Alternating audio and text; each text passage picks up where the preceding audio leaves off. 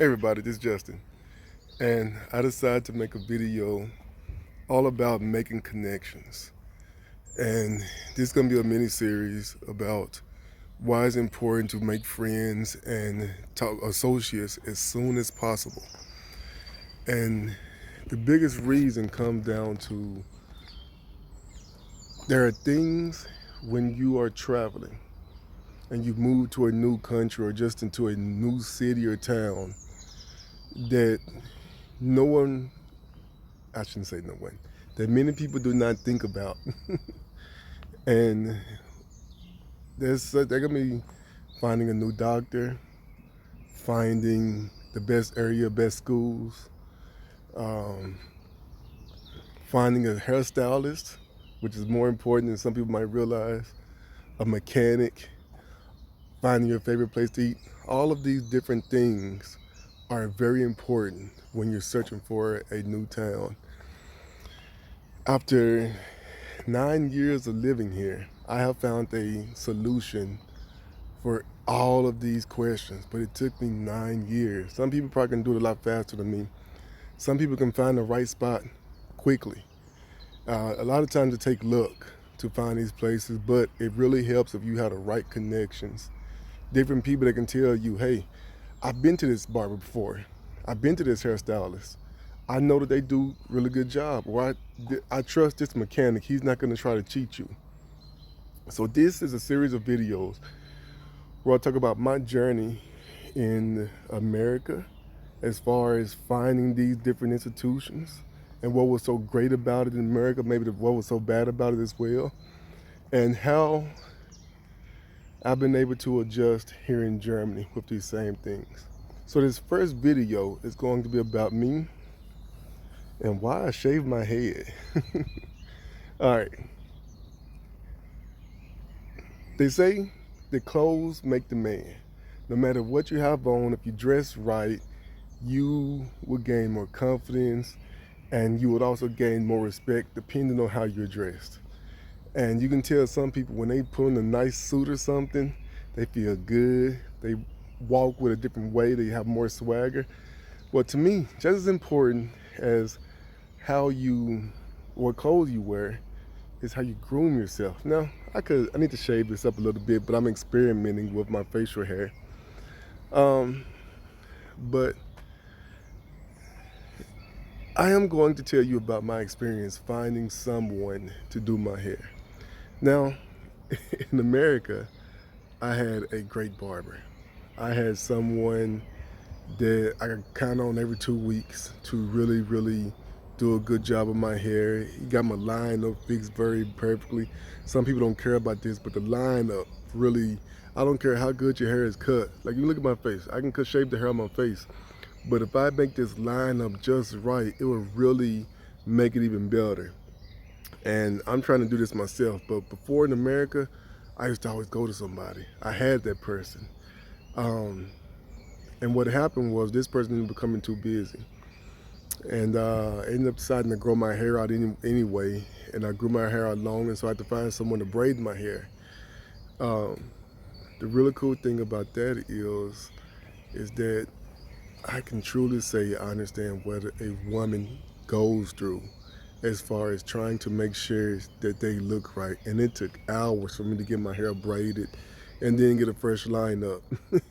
I finally understand the process a woman takes when they go to the hairstylist to make sure they're right. Anyway, so I went to a hair academy, and the cool thing about the hair academy, it was cheap. I was in university, it was cheap. And I could also get my hair braided and a line up the same day. And I was quite happy. And it was nice. If you ever seen a TV show about going to a barbershop, whether it's on Seinfeld did a whole episode about Edward Scissorhands and going to the right barber. He got his hair messed up. Blackish did a whole episode about going to the barbershop. And I'm pretty sure there's other TV shows that have focused on what it's like to get a good haircut. And then you have movies like The Barbershop or The Beauty Salon with Queen Latifah, Barbershop with Ice Cube. All of these places accentuate what it's like when someone goes to a place and get a fresh cut And not only just a fresh cut, but a really good barbershop or a beauty salon, hair salon will also be a place where people go to just to talk, just to hang out. I mean, you're sitting in a chair at a hair salon for maybe 2 or 3 hours. And so you're going to talk those 2 or 3 hours. You're going to socialize. Sometimes your hairstylist might be like a therapist to you, your barber, or for me when I was younger, the old men that were getting their hair done before me or after me while I was sitting there waiting, they would be my therapist. I'm not saying they gave the best advice, they gave advice, and I would listen to them. I mean, it's a whole experience. It's one of those things that when I moved to Germany, I was worried that I was not going to be able to share it with my children because it's an amazing experience. And I'm pretty sure there are barbers here in Germany where you can get that same experience, but I don't. Yeah, so here's my experience in America. I had a great time. I had a great barber, I had a great hairstylist. I even had the situation where it was a white guy in a black barbershop. And just like in the movie Barbershop, um, no one trusted this guy to do their hair right. And I went there, and there was like 20 people waiting. And this is one of those hairstylist places where first come, first serve, there's no appointments. You come in and you have to wait.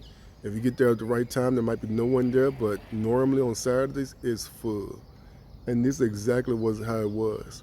And there were 20 people ahead of me. And there were two barbers, two black barbers that were just doing a great job cutting their hair, which they had been there a while, so people trusted them. And then there's a white barber. And I'm gonna tell you about this white barber. Just like in the movie Barbershop, he had his hair lined up. He had his hair cut very nicely. He could he fit right in as far as the language, the style. It just for some reason people did not give him a chance.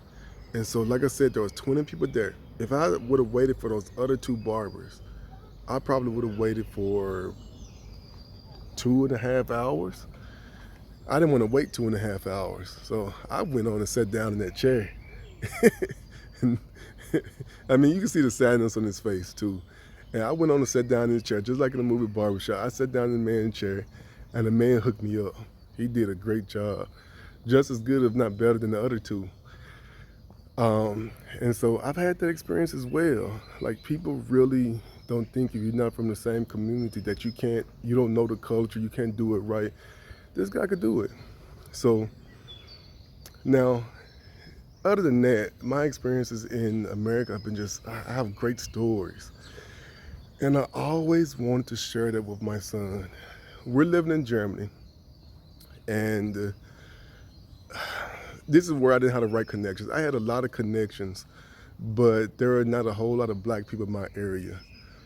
Luckily, my wife had a connection when I still had long hair, and we found a lady that could braid my hair for a really good price, and she was very nice. She couldn't speak German, she couldn't speak English. Um, but my wife had knew someone. I think they were from Nigeria, and this Nigerian lady knew another Nigerian, and she set it all up for me. And that's why having that connection was so important for me. If I wouldn't have had that connection, I wouldn't have had someone to be able to do my hair, or I would have just had to cut it. Now, there were a couple of hair salons there, but the one hair salon that I went to, they quoted me a price of €50, and I sat in the chair, I made the appointment, but when the lady was finished cutting my hair, she told me because she did a certain design, she wouldn't charge me 70. Luckily, I always kept extra money in my pocket, but €70, when you told me 50, man, I went on paid to 70, but I didn't go back there. I just didn't go back. So if it wasn't for that connection that my wife had, I would have been screwed. And the lady braided my hair for many years, and we spoke very little to each other, but I was always thankful for her. But that connection was very important.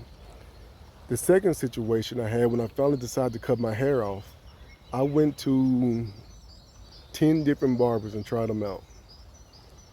There was a couple of people that told me, you know what, I'm sorry, sir, I don't know if I can trust your style of hair. And where I lived, there was not a huge black community. And I tell you about the one place that I went to, and so she did me wrong. I think there was one other one, but they were always closed. And so I was going to different people. I didn't care what race. I didn't care about anything like that. If they said they was a hairstylist, I went to them. I went to three or four at first, and three or four said, "No, I'm afraid I'm gonna mess it up. I'm not gonna. I don't trust myself." I thanked them because at least they were honest. And then I went to another guy, and I should have known from the beginning. He thought he was one of these people that was so confident, thought he could do everything, and he ended up cutting a big hole in my fro. Like I had a big spot in my fro where he just knocked it out and didn't even show me. He just combed over it, made me think everything was nice, and he just combed over that spot. And I was walking down the street. I met my wife in town, and she was like, "Justin, this guy cut a big hole in your fro. Gas your head in a sense." Screwed me up. And so, of course, I didn't go back to that guy again, but he didn't even show me. He just set me up. And so, man, finally, though, luckily, my wife's sister was there. And she was like, "Hey, I know this barbershop that my her boyfriend at the time went to." She said, "Man, you go there. He loves it. You go there, and it'll be perfect." I'm telling you something. I went into that barbershop, and it was just like the movie. These guys, I think they were all from Iraq, and they even called it the barbershop. They were playing NWA and Ice Cube music the whole time. They had pictures from the movie Barbershop hanging up on the wall. They had a pool table. They tried to make it exactly like the movie. You can tell they were inspired by that movie. And I'm telling you something, they did a great job too. I thoroughly enjoyed my haircut. Now, why did I stop going to them though? Unfortunately for me, this place became too trendy. And I'm glad for them because that's mean business, and they were packed. But for me, I just could not. I'm more spontaneous. I don't want to always plan stuff 2 weeks in advance, 2 weeks in advance, because my hair started growing differently. It wasn't growing as fast, so I didn't need a haircut every 2 weeks like before. And so sometimes scheduling stuff, appointments didn't always work, and they were just so busy. I mean, you had to make appointments weeks in advance. My other situation was with I didn't always get the same person. It seemed like I always get the new person that they threw in there. I always got a great haircut, but I wanted to establish a relationship, a loyalty with the people.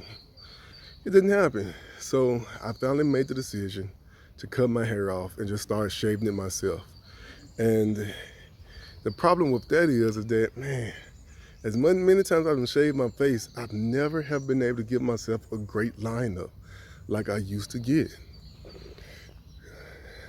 And when I was in America, I always got a great lineup on top of my head and on my chin, and I would use as a guiding point. I don't get that anymore. And yeah, now after going to 10 different barbershops though, I don't know how many you got to try before you finally say, that's enough is enough. And because I'm willing to shave my own head because my hair is actually falling out, I'm satisfied with what I have right now. So, but the most important, yeah, so with that being said, I decided to just go and cut my hair off. I'm happy, I'm satisfied. I do miss the lineup, but I also miss the experiences that I had in the barbershop where my son, even though I take it back, my son actually has a great lady to cut his hair. And she's very nice. She's very good with him. She's been with him since he was 3 when he got his 2 when he got his first haircut. She likes him. She does a good job, and so I'm happy. And she engages with my son. She engages with my wife and I, my daughter, when we come with my son. And so I can't discredit that. But of course, he's never going to get that barbershop experience that I'm used to, where you also sit around with the old men and listen to them talk, listen to them lie and exaggerate about their about their life, whether it's either chasing women or going fishing or hunting. These life lessons that are entertaining, but it blows your mind, right? And it all worked out. But that is something that I did not think about when I first moved to Germany. That wasn't going to be something that would stop me from moving to Germany, but I didn't think about it. But the most important thing that I learned, though, was that the connection that I established, or at least my connection that my wife established, would be very beneficial to me. And without the connection with the lady braiding my hair for all those years, or my wife's sister informing me about a barbershop where they actually did a really good job, I probably would start shaving my head even faster. Uh, so I was thankful for that connection. And if anyone, I would say this much: I have become that person. I know a guy. You need some help with something? I know a guy. I know some people that can cut your hair very well if you ever move to this area. But hey, I can say I know a guy.